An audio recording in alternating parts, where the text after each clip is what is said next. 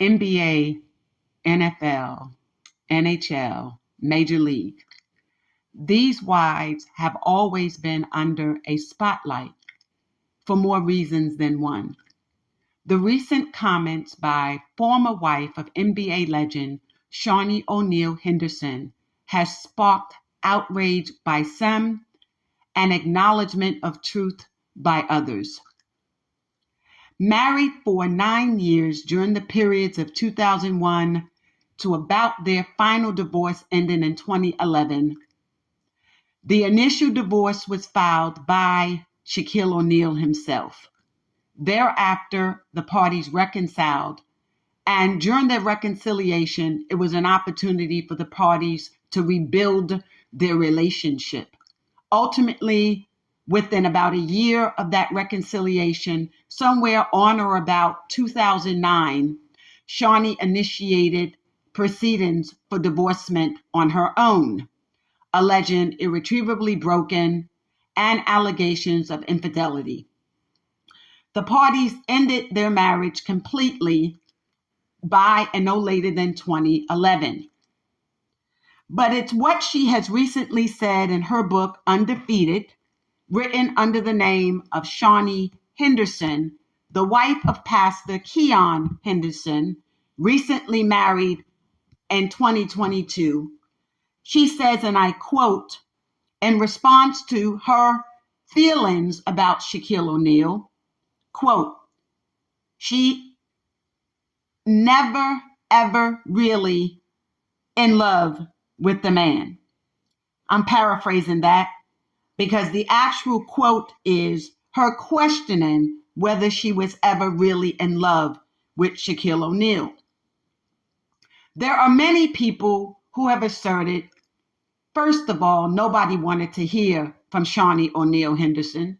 There were others who said that she was speaking her truth.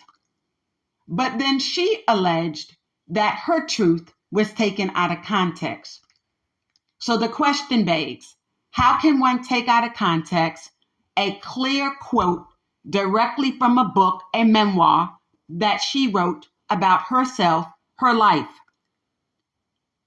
In response to a conversation with a friend about her feelings regarding Shaquille O'Neal, I was never ever really in love with the man.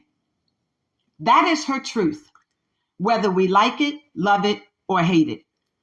But there are times when our truths do not need to be articulated, especially on a public platform, particularly wherein Shaquille O'Neal has done nothing publicly to bring her shame, embarrassment, and or disgrace.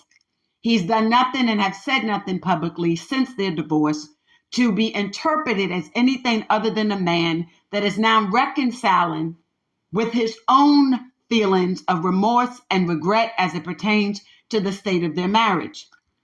But does that mean because he decides to tell people how the marriage failed, and that because he has decided and elected to accept the sense of responsibility and accountability for what may have led to the divorcement, that she should be silent regarding her truth? In response to the allegations about being taken out of context, she says that quote was taken out of context because people failed to read the before and the after. Meaning, in essence, what was the totality or the nature of the circumstances surrounding my need to make that comment? And I must admit, with all due respect, that is not even necessary for anyone to understand, because the mere fact that and those words reflect your heart at that time is all that matters. That is the context. How do you feel about him? Whether it was in that date, that moment, and or that time, your position was, I don't know whether I was ever really in love with that man. That is her truth. In response to that and the outrage through social media and mainstream and digital media, Shaquille O'Neal wrote in an Instagram, quote, I wouldn't be in love with me. And that was his simple way of once again acknowledging that he understood that during the course of their marriage, he had done some things wrong. But there lies the problem, where she believes that quote is a representation of quote unquote, my book, my truth, my legacy. Allow me to repeat, my book, my truth, my legacy. But her legacy will forever be tied to the intersectionality of Shaquille O'Neal, the representation of women who are married to professional athletes, and their overall truth. So today I want to take a moment to briefly have a conversation, if you will, to open the door to greater dialogue as it pertains to the athlete, lives, wives, and lives. When Shaquille O'Neal met Shaunie, she was the single mother of a child in a relationship with a pastor, not Keion Henderson, but another pastor.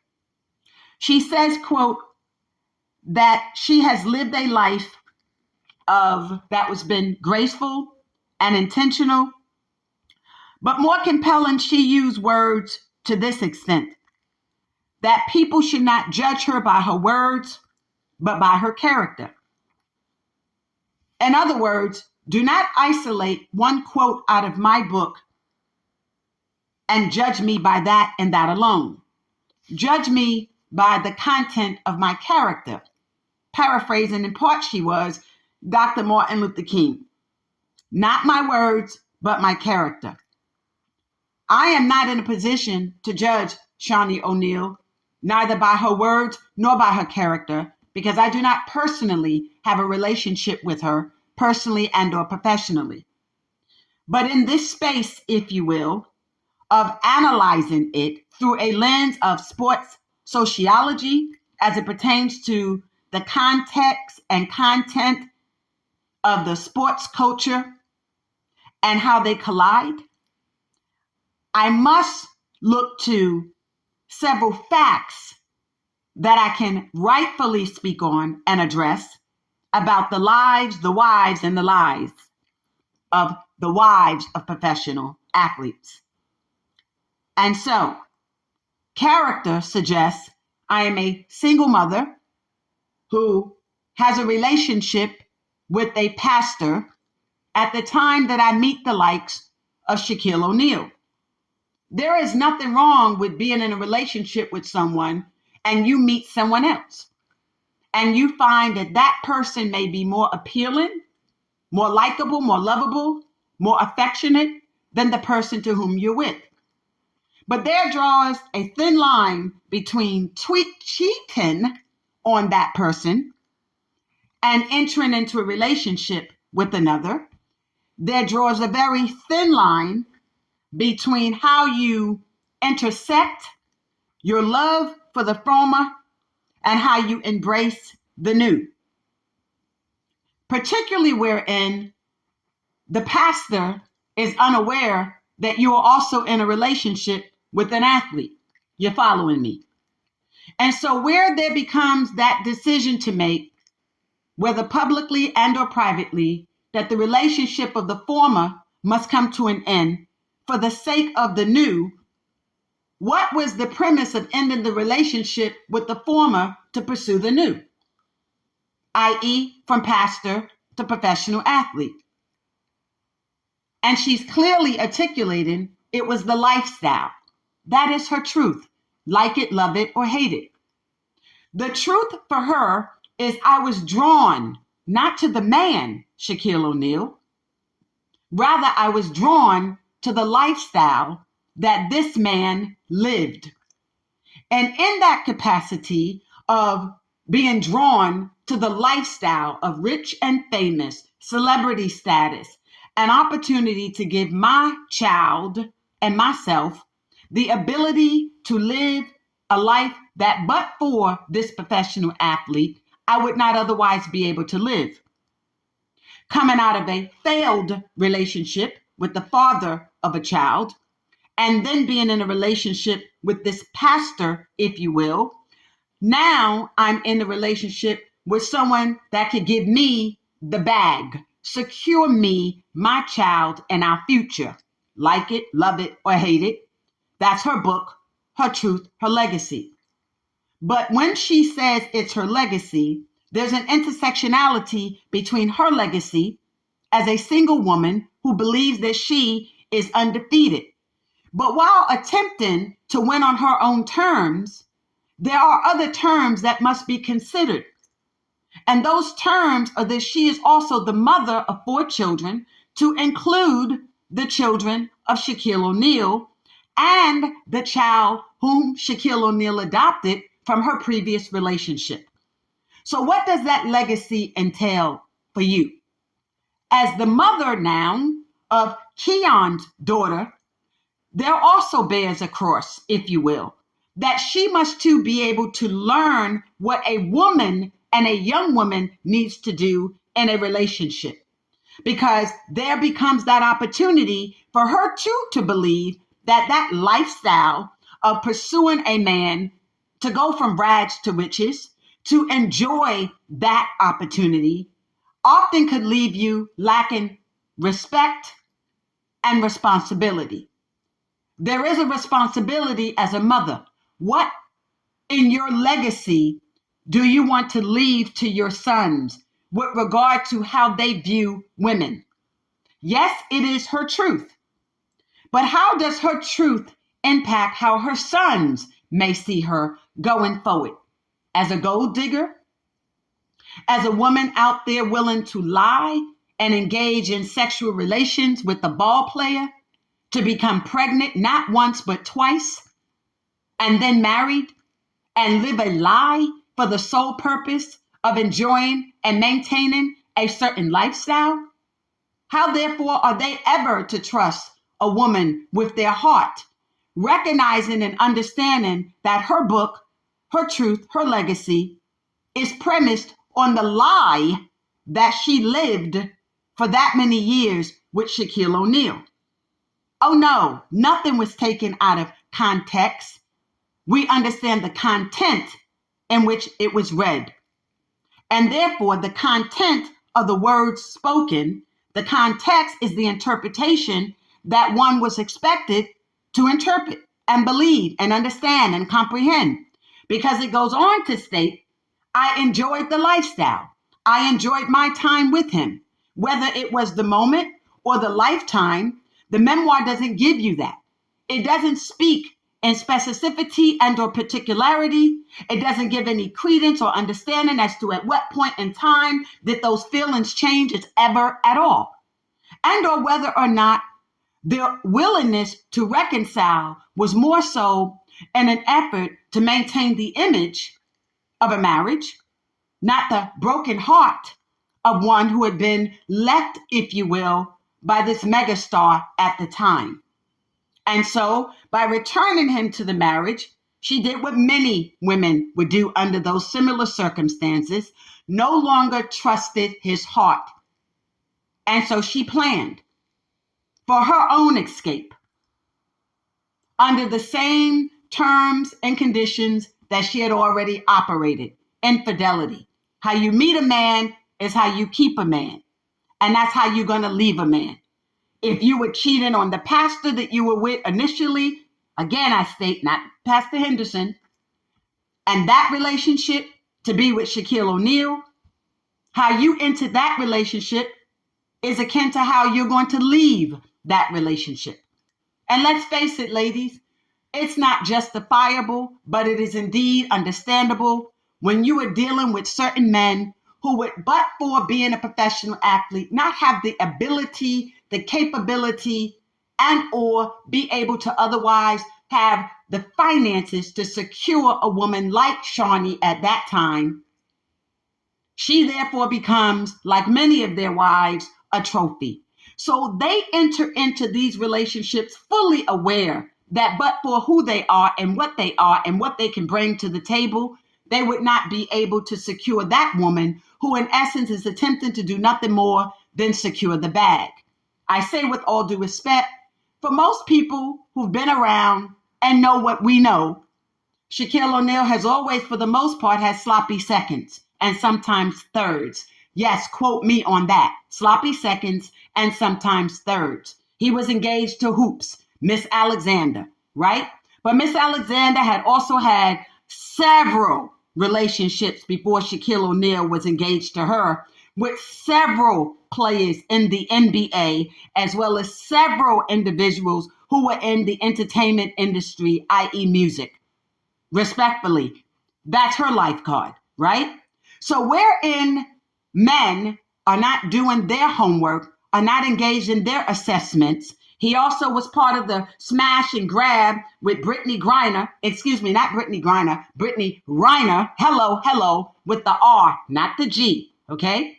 Brittany Reiner, okay? And we know her story as she told it. We know that she was with NFL players and the like.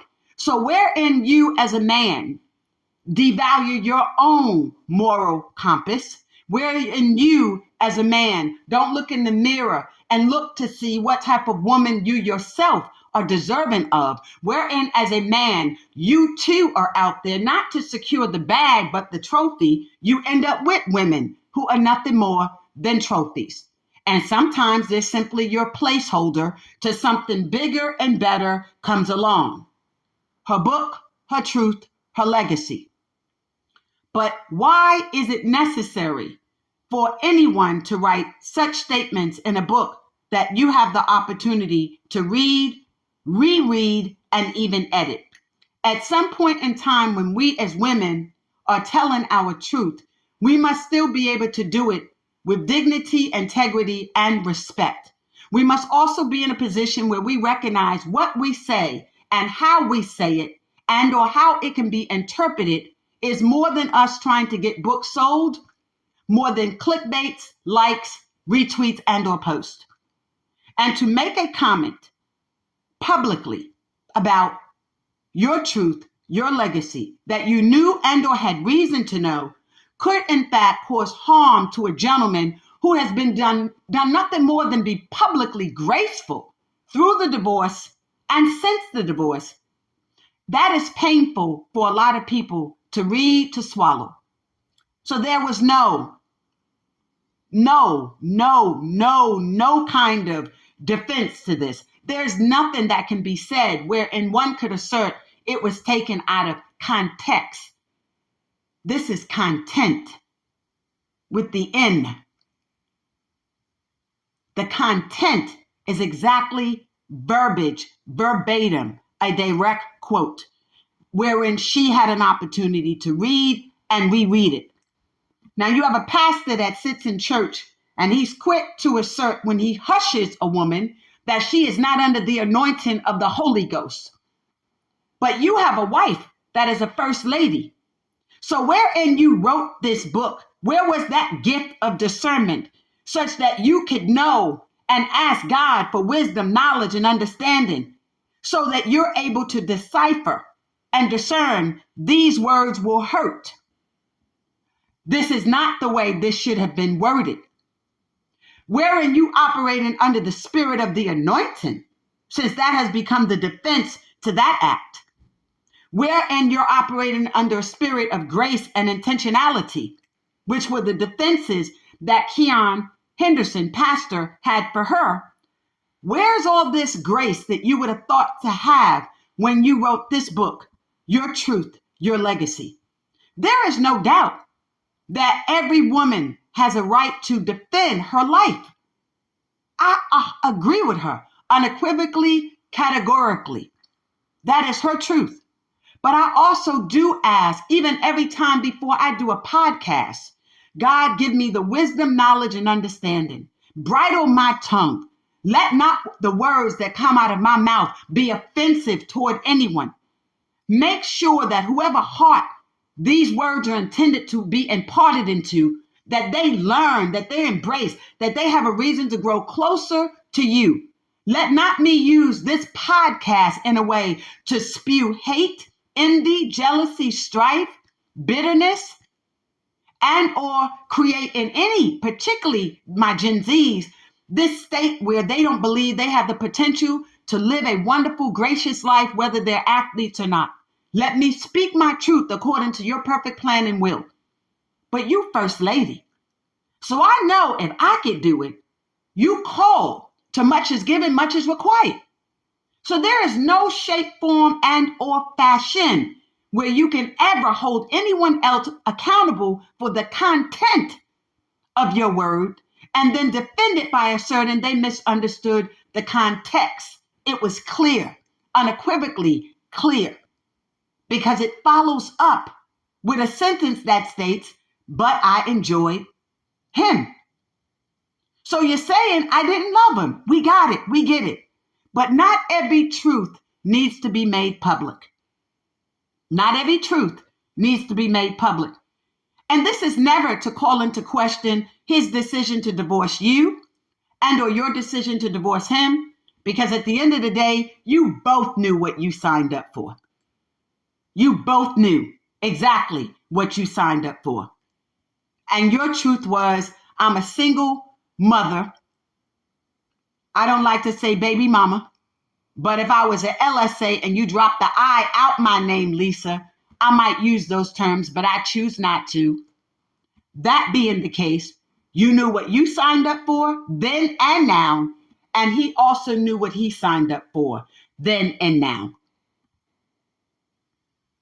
What do you do with that? Keion Henderson, pastor, said, quote, who you have in a spouse, you know that when you are going through pain. Meaning, when you are going through pain in a relationship, particularly a marriage, you get the opportunity to learn who that person really is in your life. That has not always been the reality for marriages within the likes of professional athletes. Women come into these scenarios, as do the men, wanting to maintain a certain life and lifestyle. That includes, but is not limited to, marrying either the supermodel or marrying somebody in the industry or someone who is beautiful, having the trophy, the arm candy, having the opportunity to keep this woman at home, cooking, cleaning, having a sense of dominance and control over her as well, having the day one girl, because that's how a lot of these guys get caught up too, with the biggest lie ever told. She's my day one. If you met your girl in middle school or high school and you was an athlete, don't you dare think your day one is any better than the next chick that you meet 50 years later. Because the fact of the matter is that day one knows from day one what your future might hold, and she gonna hang on for that very purpose. And that is why so many of them get pregnant out of wedlock with the sole intent to secure and or guarantee the bag, be it you for the future and or 18 years of child support. Don't sleep on the day one either. She's slick with it too. So for many who are out there saying, well, Shaquille should have done this, that, and the third, and maybe he should have stuck with this person or that person, at the end of the day, you're not guaranteed anymore with a day one. Sometimes it's your day one that exposes you. If you ever have to question that, look at the marriage of Allen Iverson to his ex-wife, Tawana Turner. Look at their divorce, how messy it got. Look at everything she thought to present to the public at large regarding the beloved Allen Iverson. Things that no one ever should have known about him, that took place in his household, that took place with her, that transpired with him being a parent. Things about his finances, things about his health. That was just no one's business. There are some things that are best left alone. Not every truth needs to be made public, because it can have an adverse impact on people's legacy. We see the same thing in the divorce and the marriage of Michael Jordan to Juanita. A lot of women thought they were going to end up like Juanita. Really? Juanita secured $168 million. But a lot of people don't understand how his divorcement was politicized either. The lives, the wives, and the lies. Michael Jordan at the time, just like Magic Johnson and Dominique Wilkins, had all expressed the period during 5 years of owning, managing their own NBA team. When Magic Johnson came forward and said that's what he wanted to do by purchasing a team from the West Coast at that time, he was then asked to submit for a surety bond that in essence also required him to commit and submit to blood testing. It had never been done before by anyone else expressing an interest in owning a team. And it's through that test that he allegedly, purportedly, was diagnosed and or advised that he tested positive for HIV. Okay? Now, there's a difference between HIV and full-blown AIDS. He is still here. He wasn't able to own the team at that time.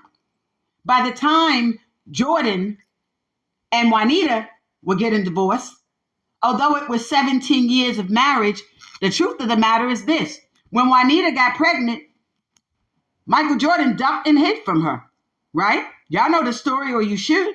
She had to hire a lawyer to track down Michael Jordan to make him accountable and responsible to her and her newborn. So that being their reality, they divorce. So she gets $168 million. But what did that also do? It really impeded Michael Jordan at that time from having ownership in a team, because now she had almost 50% of his assets, liquidated and otherwise. Fast forward, Dominique Wilkins expresses an interest, and then he's traded and shipped to Greece. I think you're following what I'm trying to say here. All of those marriages, with the exception of Magic, who is still with Cookie, at least married to her, right? Legally. You have two marriages that end in divorce. Dominique Wilkins, he's married for 10 years to then wife Nicole. And during the course of that marriage, she waits to the 9th year of that marriage to adopt 2 infant children, both twins, both whom were need of and had special needs. That's 18 plus years. I think you're following where I'm going. Within 9 months of getting the children after 9 years of marriage, she files for divorce too. You see where I'm going. I can go on and on. Tawana hears Allen Iverson on the phone allegedly borrowing money from some teammates until he gets his next stipend and salary from Reebok. And at the time, the NBA. Thinking that this man was broke, and this is his day one, by the way, thinking that he was broke, she also ends up filing for divorce. And people forget 90% of that divorce proceeding was her making demands, including but not limited to trying to hold him in contempt of court to secure documentation regarding one thing and one thing only. Where is his money? Need I remind you that she was handling some of his finances at the time. So if his money disappeared, there's a lot of people that can be held accountable and responsible for that. That's a different show for a different time. But if you managing his affairs, what were you not doing that you didn't know that there was a financial problem? But that in and of itself was one of the main grounds for divorce, although they claimed it was irretrievably broken. That's the word we play with. That's wordplay. Lives, wives, and lies. Let's face it. There are very few, if any, professional athletes, whether they're with their day ones or women they've met since they played the game, that can guarantee unto themselves their marriage will last and or survive through true love with a woman that just truly loves them. But you know what marriages I tend to think do that? The ones where they're in retirement. When the lights, camera, and action are gone, and there's no more celebrity status, if you will. And that well may have dried up, if not at all, just a bit. And they're just regular men again. And they meet those women at that stage of their lives. We find those marriages become a little more successful. They last a lot longer. Those women truly love them for the most part, and they truly love those women. They have now had an opportunity to live a different life. They have now matured. They've had the opportunity to explore life through a different lens. And it is during that opportunity that they, in essence, generally find true love. But wherein you have Miss O'Neal, who immediately after her divorce decided that she would produce something like Basketball Wives that would tell a chilling story through portrayals of many women who were not wives at all, but girlfriends, fiancées, or mothers of the child, and or had been married short-lived, and allowed these women to cuss, fight, be disrespectful. One may ask how much healing Shaunie O'Neal really needed with regard to her willingness to project the many women within the NBA of being negative, hateful, whoremongers, engaging in envy, jealousy, and strife, hood rats. I mean, I could go on and on and on with the projection of what the few who have insight into the lives of NBA wives. And we know that many of them are not even like that at all. The ones who should have been portrayed, their lives were not. Most of them, many of those women are not single mothers who end up marrying the likes of a Shaquille O'Neal. They're not day one women who had children out of wedlock from these individuals and are hoping that within 10 years or more, they will get married. Many of them are women they met, women that after meeting, these girls went to college, they have degrees, they have had business opportunities, they've maintained a lifestyle on their own. And I would have hoped that since she's now First Lady, that she would have cleaned up that, because you cannot serve two gods, two masters. It doesn't work that way. And you definitely can't think because you wear long skirts and long shirts and you say you're the pastor's wife, that in and of itself is going to make much of a difference either. Too much is given, much is required. So even though it's been franchised out in some part, still has served as producer for some of the other shows. And that projection of negativity, hostility, regarding particularly the faces of Black and brown women needs to be put in check.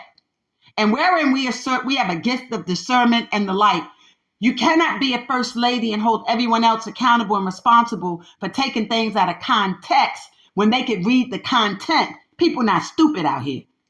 I mean, they're just not. Old heads or Gen Zs. People know what they read. They know what they know.